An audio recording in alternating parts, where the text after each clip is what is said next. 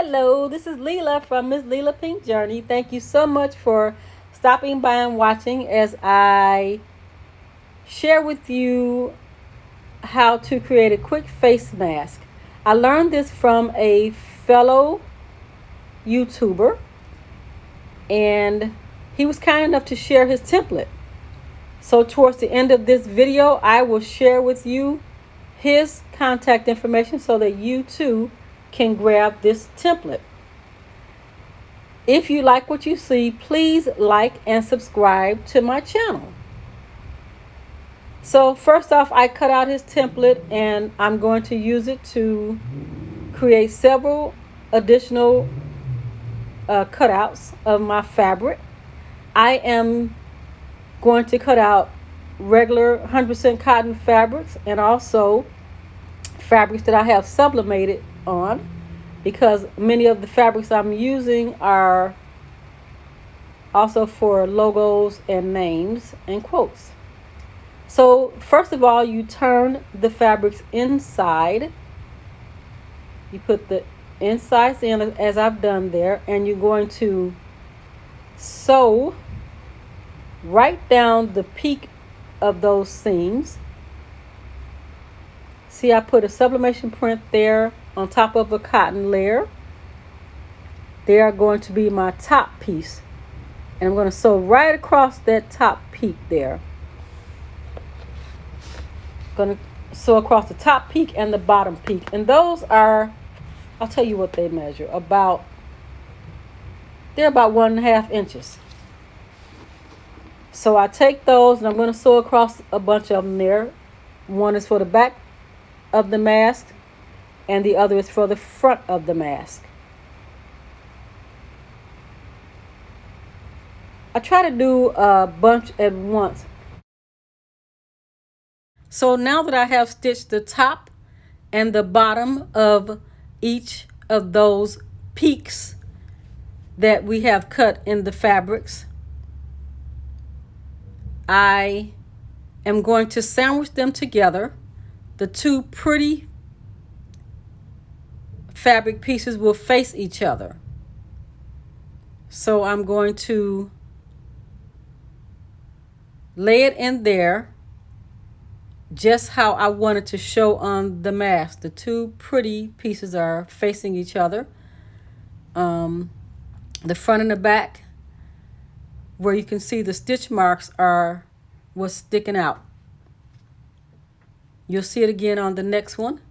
I'm going to sew right across the top and the bottom, all the way across from the end to end on the top and the bottom of each of these.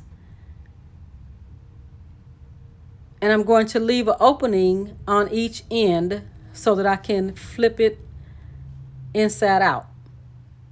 So once I put these pieces together, the two pretty sheets should face each other.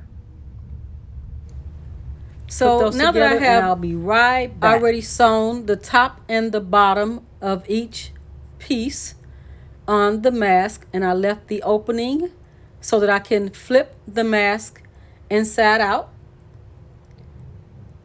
and it'll shape up and start looking more like a mask once I have flipped it inside out. And I will use my fingers to kind of flatten it out a little more to get a little more shape to it. Everything seems to have lined up pretty good, and it doesn't look like I left any seams unsewn that should be sewn. So I will do this for both my pieces. They have personalized or custom information on top of each one of them. Sometimes if I can't get one end open, I'll just try the other end,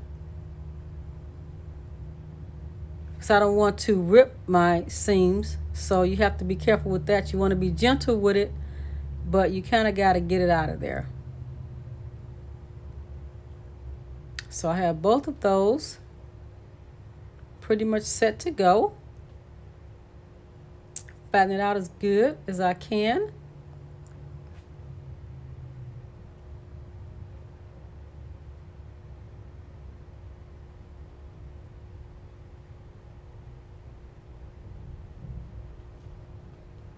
For these, I'm going to use a paracord on, and the other I'm going to use elastic on. I'm going to use about a 7-inch piece of elastic, and the other is going to have about, I don't know, maybe about 38 inches for the paracord. But you can kind of gauge how long you need to have them. So I flatten out those sides, put a little steam to them. I have to be careful with the sublimation print because you don't want to iron on top of your sublimation print.